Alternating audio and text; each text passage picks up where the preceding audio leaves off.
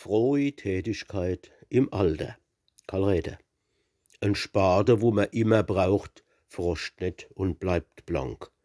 Ein alter Mensch, wo nix mehr schafft, wird knotterig, steif und krank. Wer tätig ist von früh bis spät und was ihm gefällt betreibt, den schnappt nicht so bald der Tod, weil er am Leben bleibt. Der Ent helft seiner Frau daheim und bastelt rum im Haus. Der Anna hat sei Fred an Bäm und schafft im Garten draus. Der Dritt, der bloßt gern auf der Fleet. Am Viert macht's Angeln Spaß.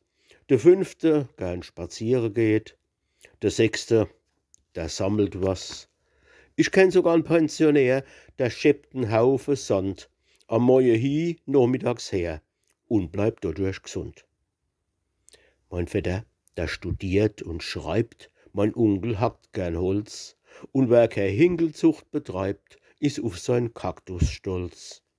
Ein weiterer helft im Ehrenamt, wohl dem, wo's macht und kann, und schafft Verkehr schon im Verein als hilfsbereiter Mann. Kurzum, wer was betreibt und schafft, mit Herz und Kopf und Hand, erhalt sich im Alter Schwung und Kraft, und des ist wohlbekannt.